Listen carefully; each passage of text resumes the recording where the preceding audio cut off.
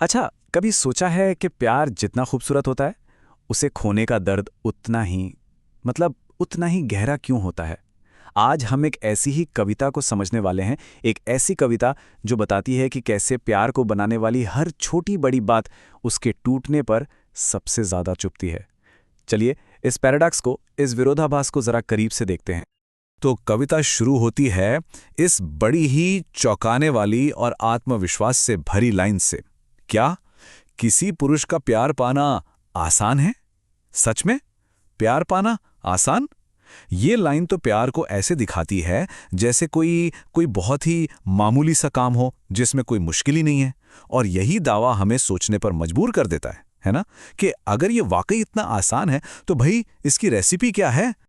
और यहीं से कविता का पहला हिस्सा एक गाइड की तरह खुलता है। बिल्कुल, एक गाइड। एक तरह से ये गहरे, इंटीमेट रिश्ते बनाने के लिए दिए गए निर्देशों का एक सेट है। आप कह सकते हैं कि ये प्यार बनाने की एक रेसिपी है। तो चलिए देखते हैं कि इस रेसिपी में कौन-कौन से कदम शामिल हैं। तो प्यार पाने के लिए वक्ता 3 बिल्कुल साफ और सोचे समझे कदम बताती है। पहला, अपनी इच्छाएं बताएं, यानी एक महिला के तौर पर ईमानदार रहना और अपनी कमजोरी भी दिखाना। दूसरा, प्रशंसा स्वीकार करें, मतलब उसके रूप के हर डिटेल पर ध्यान देना और उसकी सराहना करना। और तीसरा, वो उपहार दें जो आपको महिला बनाता है, अपने सबसे इंटीमेट हिस्सों को साझा करना। तो ये कोई अचानक होने वाला प्यार नहीं है, ये तो एक पूरी सचेत प्रक्रिया है। तो पहला कदम, हाँ, ये एक तरह का परफॉर्मेंस है, एक प्रदर्शन। मतलब अपनी कमजोरी को इस तरह दिखाना कि सामने वाला खुद को ज्यादा मजबूत महसूस करे। ये एक साइकोलॉजिकल मूव है, एक मनोवैज्ञानिक दांव है, जहां अपनी कोमलता को उजागर करके उसकी ताकत की भावना को और बढ़ाया जाता है। अब आती है प्रशंसा की कला। और यहाँ प्रशंसा सिर्फ बड़ी-बड़ी अच्छी-अच्छी बातों की नहीं है। जो बात दिलचस्प है, वो ये है कि ये कितनी पर्सनल है, कितनी व्यक्तिगत। देखिए, उसके अंगों की पूर्णता, शावर के नीचे उसकी लाल होती आंखें, बाथरूम के फर्श पर उसका शर्मीला चलना, और यहाँ तक कि जिस अजीब तरीके से वो पेशाब करता है, ये उन छोटी-छोटी, इंटीमेट और यहाँ तक कि थोड़ी अजीब आदतों पर ध्यान देने के बारे में है, जो किसी इंसान को सबसे अलग बनाती हैं, है ना? इन्हीं डिटेल्स को, इन्हीं विवरणों को याद रखने से ही तो वो अनोखा बंधन बनता है, जो किसी और के साथ हो ही नहीं सकता। और फिर आता है अंतिम कदम। और ये इस गाइड का सबसे गहरा, सबसे पर्सनल हिस्सा है। ये अपने अस्तित्व के सबसे बुनियादी, शारीरिक और संवेदी पहलुओं को एक उपहार की तरह देने के बारे में है। ये सिर्फ शरीर नहीं है, बल्कि स्त्री होने के एसेंस को, उसके सार को साझा करना है। तो इन सभी सोचे समझे कदमों का, इन सब कामों का नतीजा क्या होता है? एक ऐसा प्यार जो अटूट लगता है, अनूठा लगता है।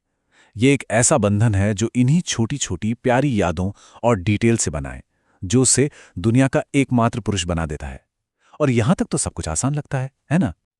लेकिन अगर प्यार पाना वाकई इतना ही आसान था तो कहानी तो यहीं खत्म हो जानी चाहिए थी। सही बात है, पर ऐसा होता नहीं है। ठीक यहीं कविता में एक ड्रामेटिक ट्विस्ट आता है, एक बड़ा उलटफेर। जो टोन अब तक इतना सधा हुआ था वो अचानक से बदल जाता है। और फिर एक ठहराव, एक खामोशी। ये वो शांति है जो अक्सर किसी बड़े तूफान से ठीक पहले आती है। और ये है वो मोड़। कविता हमें याद दिलाती है कि प्यार पाने का जो आसान हिस्सा था, वो अब खत्म हो चुका है। अब असली कीमत चुकाने की बात सामने आती है। और वो कीमत क्या है? उसके बिना जीने की संभावना, जिसका सामना करना पड़ सकता है। अब कविता हमें उस दुनिया में ले जाती है जो इस लॉस के बाद, इस नुकसान के बाद बच जाती है। एक ऐसी दुनिया जहां जीवन तो है पर उसमें कोई जान नहीं है। तो यही है कविता के दूसरे हिस्से का सेंट्रल आइडिया, उसका केंद्रीय विचार। ये सिर्फ दुख नहीं है, नहीं, ये उससे कहीं ज्यादा है। ये अस्तित्व का खोखला हो जाना है। मतलब इंसान चल रहा है, लोगों से मिल रहा है, लेकिन अंदर से सब कुछ खाली हो चुका है। याद है वो सेंसेस, वो इंद्रियां जो पहले उसकी छोटी छोटी बातों पर ध्यान देती थी? अब वही इंद्रियां उसकी एब्सेंस से, उसकी अनुपस्थिति से त्रस्त हैं। आंखें अब किसी को नहीं खोजती, उन्होंने खोज छोड़ दी है। और कानों में बस उसकी आखिरी आवाज गूंजती रहती है। तो सोचिए, जो इंद्रियां कभी खुशी का सोर्स थीं, कभी खुशी का स्रोत थीं, वे अब दर्द का माध्यम बन गई हैं। और ये जो तुलना है, ये कमाल के तरीके से दिखाती है कि ये नुकसान कितना गहरा है। शरीर, जो कभी उसके स्पर्श में चमकाए हुए पीतल की तरह चमकता था, वो अब फीका और बेसहारा हो गया है। तो ये सिर्फ एक इमोशनल चेंज नहीं है, एक भावनात्मक बदलाव नहीं है, बल्कि एक शारीरिक और एक आध्यात्मिक डीके है, एक क्षय है। और यहीं कविता का असली पैराडॉक्स, उसका असली विरोधाभास सामने आता है। वो जो प्यार बनाने की रेसिपी थी, याद है? वो छोटी छोटी बातें, वो गहरी इंटिमेसी, असल में वही चीजें अब दर्द का कारण बन जाती हैं। जिस इंसान को इतनी बारीकियों से, इतनी डिटेल से खास बनाया गया था, अब वही खासियतें हर पल, हर लम्हा उसकी याद दिलाकर तकलीफ देती हैं। और आखिर में ये पूरा विश्लेषण हमें इस एक बड़े सवाल के साथ छोड़ जाता है। क्या गहरे प्यार के लिए हमेशा गहरे दर्द का जोखिम उठाना ही पड़ता है? क्या ये दोनों एक ही सिक्के के दो पहलू हैं? ये एक ऐसा सवाल है जिसका जवाब शायद हर किसी को अपने अपने अनुभव से ही मिलता है।